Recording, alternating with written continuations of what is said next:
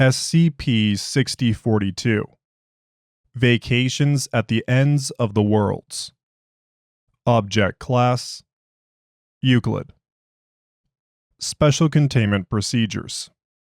All Foundation personnel must be aware of SCP-6042's existence and nature. Any personnel affected by SCP-6042, henceforth referred to as SCP-6042-A, must immediately contact Hotline 6042 in order to prevent any unnecessary investigation of their disappearance. SCP-6042-A instances must walk through a hinged door within 15 minutes of noticing SCP-6042's effects. Any SCP-6042-A instances exiting SCP-6042 must be submitted to a psychological evaluation to assess if they are fully relieved from SCP-6042's effects and can be returned to Foundation duty. Any personnel suffering from late entry syndrome must be terminated. Description: SCP-6042 is a 6x4 meter cabin located in a pocket dimension resembling a boreal forest. The cabin's furniture includes a bed, a table, a chair, a fireplace, and a shelf stacked with several unlabeled tin cans. Following a not yet understood pattern, footnote 1, this pattern was at first thought to be random, but over time, SCP-6042 has affected high-ranking personnel, particularly researchers, more frequently. SCP-6042 will affect a single member of Foundation personnel. Footnote 2. No SCP-6042-A instances have ever been observed outside of Foundation personnel. SCP-6042-A will see any opened hinge door as leading inside SCP-6042 and feel compelled to walk through. That feeling will intensify over the course of approximately 75 minutes after SCP-6042-A becomes aware of SCP-6042's effects. If the 75 minutes limit is reached, SCP-6042-A will become totally obsessed with the idea of walking through a door and rush towards any they'll see. At this stage, SCP-6042-A is no longer capable of coherent speech or even actions as basic as drinking or eating. SCP-6042-A will remain in that state until crossing a door or expiring. Once SCP-6042-A walks through a door, they will enter the pocket dimension and won't be able to leave or contact the exterior for a period varying between 13 minutes and 23 hours. During that period, SCP-6042-A will engage in activities associated with vacations in a forest cabin, such as fishing, wood whittling, bird watching, or skipping stones. SCP-6042-A will be entirely focused on these activities and won't leave the vicinity of the cabin, even if ordered to do so before entry. After that period, the door of SCP-6042 will lead SCP-6042-A back to the point of entry. After exiting SCP-6042, SCP-6042-A instances will retain a vague memory of the period spent in the pocket dimension. Affected personnel with an entry time above 75 minutes will in 100% of cases suffer from late entry syndrome, an obsession for doors growing in intensity after the return from SCP-6042. Over the span of a few days, they will return to the stage where they frantically run through every door they see without being able to enter SCP-6042 again until they expire or are terminated. Footnote 3. Amnestics have been proven ineffective to cure personnel of this condition. Late entry syndrome has also been observed, although very rarely, in cases with time of entry below 75 minutes, down to a minimum of 17 minutes. Within 10 minutes after SCP-6042-A leaves SCP-6042 or expires before entry, another member of Foundation personnel will be affected by SCP-6042. Addendum 6042-1. On June 5, 1997, Dr. Nassar was affected by SCP-6042. He left SCP-6042 after 6 days, on June 11, 1997. A study of his case was opened under the direction of Dr. Horston, lead researcher on SCP-6042, in order to gather information about his abnormally long stay. On June 13, 1997, Dr. Hurston was authorized to interview Dr. Nassar using compound ATA-2. Footnote 4. An anti-amnestic and disinhibitor used to access erased and subconscious memories. While the interview did not bring up new information regarding SCP-6042, several erased memories revealed Dr. Nassar to be a sleeper agent from Group of Interest Alpha-19, Serpent's Hand. He was unconscious of his sleeper agent status due to heavy mind alterations, supposedly realized to facilitate his infiltration. Dr. Nassar was supposed to be activated alongside other sleeper agents in a coordinated attack against the Foundation. Addendum 6042-2. On January 16, 2021, Dr. Olasar was affected by SCP-6042. When he left SCP-6042 19 hours later, a cell phone of a non-existing brand and an unlabeled journal was found on his person. These objects were not in his possession when he entered SCP-6042, and he claims to have no memory of how he acquired them. The provided picture was found on the cell phone, believed to be an outside view of SCP-6042. The following is a transcription of logs written by hand, found in the journal. Dr. Headley writing, according to my phone, it has been 7 days since I entered SCP-6042. If I remember the file correctly, it's the longest stay ever recorded, and I also know that I shouldn't even be able to write under SCP-6042's usual effects. In fact, I'm not sure of what effects it still has on me. I still feel a strong urge to whittle and fish, but can resist it now. I usually like this kind of stuff, but being somewhat forced to do it takes the pleasure out of it. Also, I can tell that I know this place, but I don't remember where from. The door of the cabin doesn't lead back to our reality yet, and since I'm the first one to get the opportunity, I will explore the place. I found this journal under the bed, inside a backpack full of hiking gear, and the cabin shelf is stacked with tinned food, so preparing for an expedition won't be a problem. I used the last percent of my phone's battery to take a picture of the cabin, but it will be the only one since I don't think I'll find any electricity here. I'm gonna sleep on that and will be on my way at dawn. Day 8. I remember now. This place is from my youth. I used to spend most of my summers here as a child, at least I think I did. This is really weird. It feels like a memory I always had, but at the same time was hidden deep inside my brain before today. It might be another mind alteration effect of SCP-6042. Anyway, my cabin's door still only opens on that forest, so all I can do for now is focus on the exploration. I remember an easily climbable tree on top of a hill beyond the river. Getting an overhead view would be a good start. The hill and the tree are both there, and I now have proof this is a pocket dimension, not just a distant location. I'd say the forest stretches to the horizon, but there doesn't seem to be one. Instead, the trees just keep going on forever. It's a very disturbing sight, but the weirdest thing about the view is that the area around the cabin is repeating itself.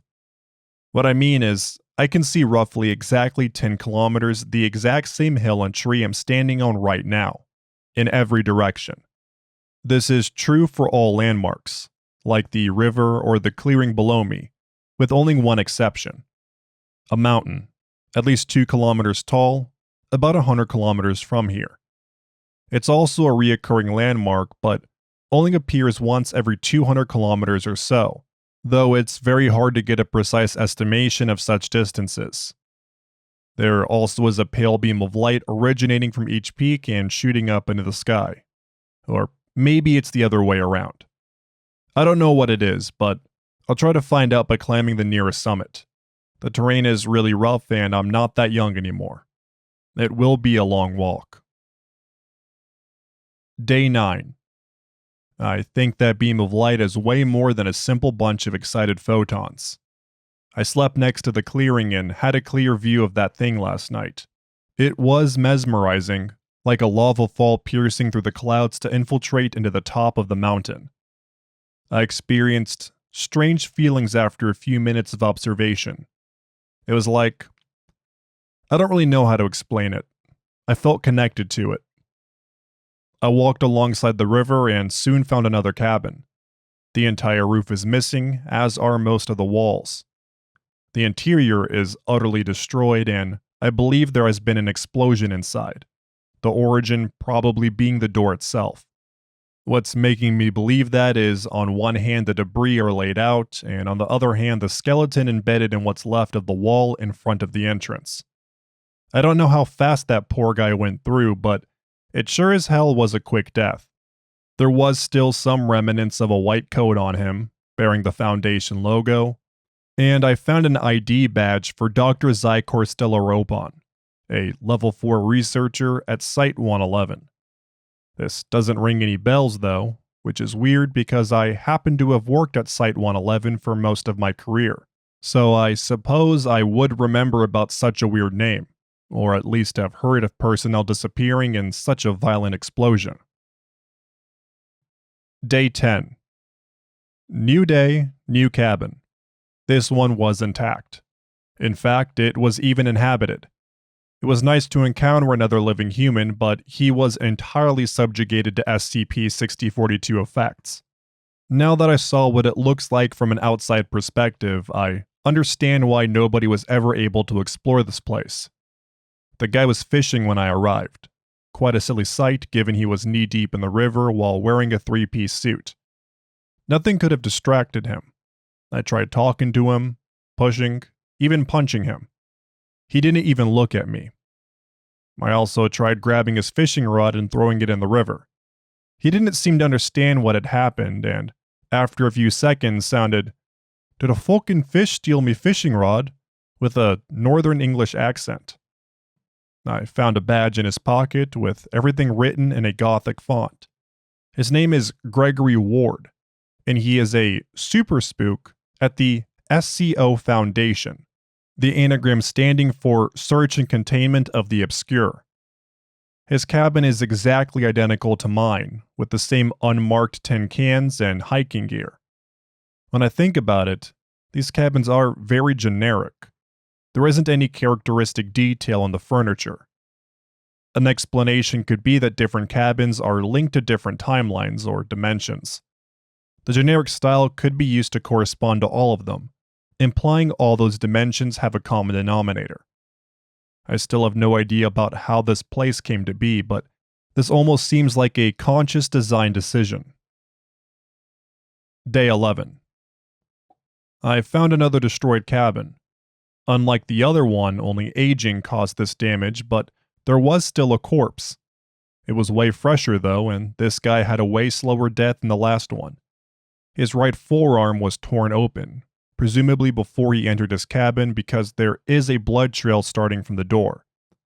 And when I say torn open, I mean the skin was first cut lengthwise and then pulled on both sides of his arm to peel it open. I have already seen some gruesome things, but I never was involved in the cleanup, and by God is the smell horrible. He was in a weird Foundation uniform, but I'm pretty sure he wasn't a D-class. Also, there was a folder next to him labeled Project Midwinter. I'll check what this is about. Maybe it will explain what happened to him. Holy fuck. Well, There is good news and bad news. Good news first, yesterday's theory seems correct.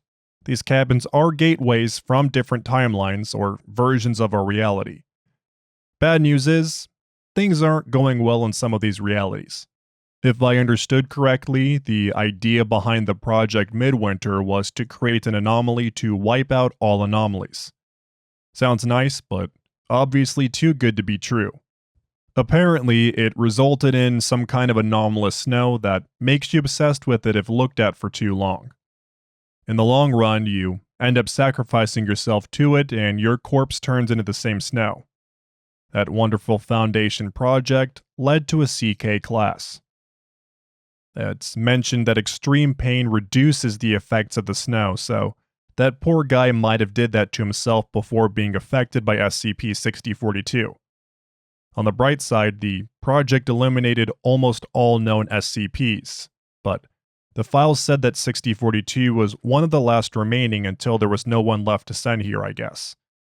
If someone is reading this, you must be wondering what kind of a moron thought this was a good idea, right? Well, I know. It's written on the first page. Lead researcher, Dr. Raymond Headley. Day 12. Today's cabin wasn't destroyed. It would be better if it was. As I was approaching, I first noticed something weird about the sound of the river. When I looked, it took me a few seconds to understand what I saw. The river was flowing backwards and very fast. In fact, everything was reversed. Leaves were falling upward, birds were flying tail first.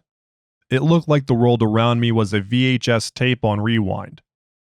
As I arrived at the cabin after a few minutes, everything returned to normal, like a switch had been flipped. It's probably 6042's way to prepare for a new guest. Said guest wasn't long to arrive. When the cabin's door opened, someone emerged in an intense wave of heat, then collapsed to the floor.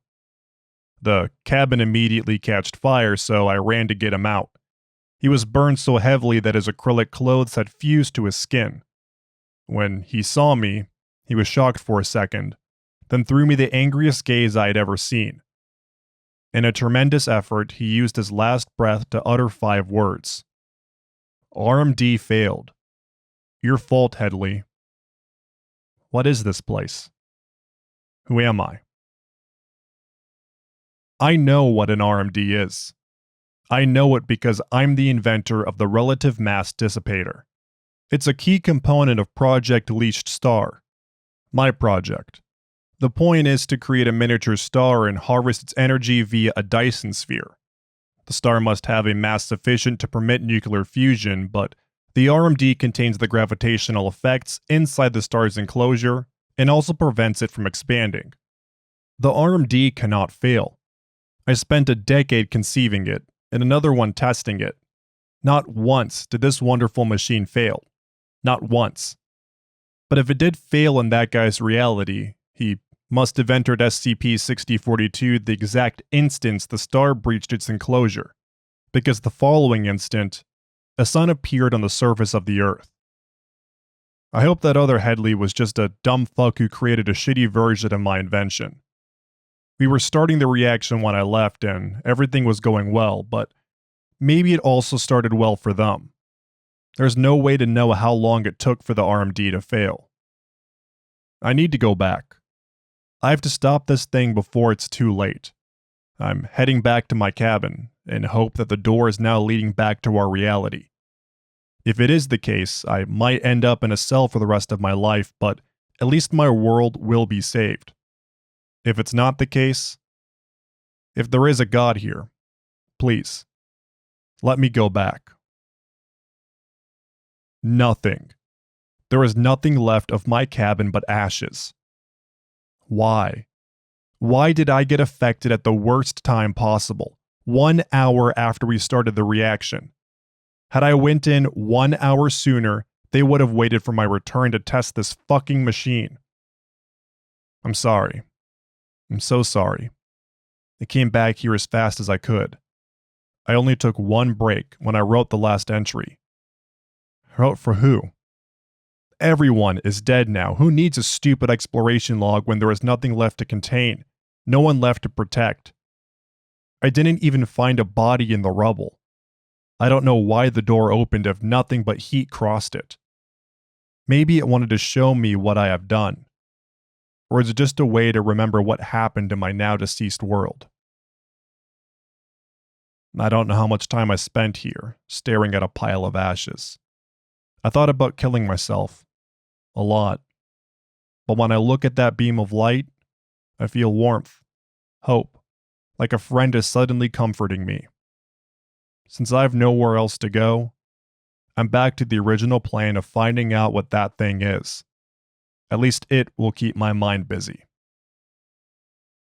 I have been avoiding the cabins on my way to the mountain, but my supplies were running low, so I had to come to this one.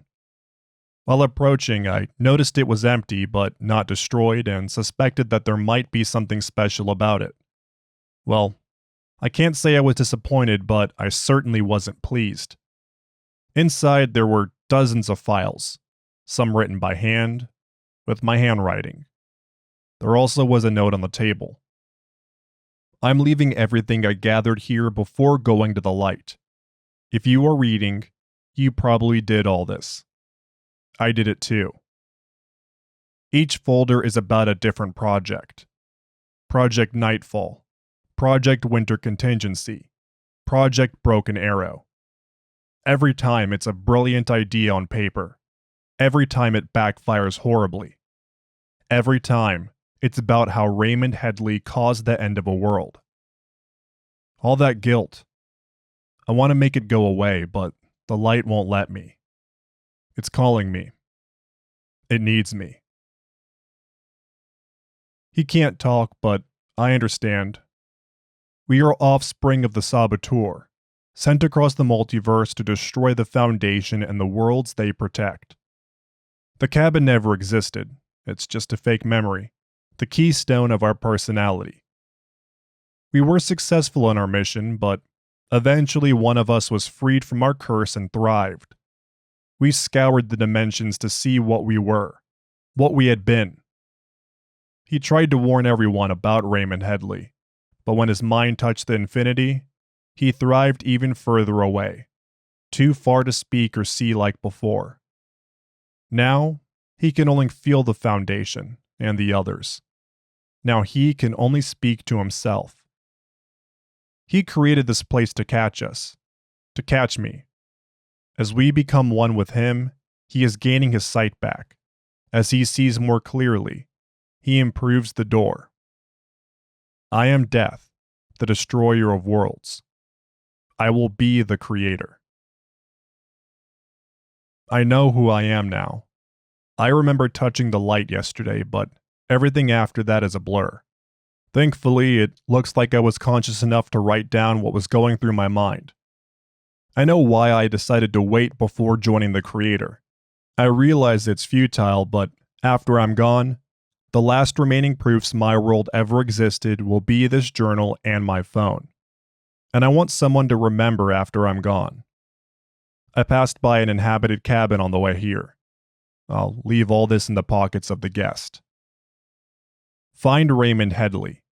Cancel all his projects and put him in a cell. If he is ever chosen by the door, let him come here to help us.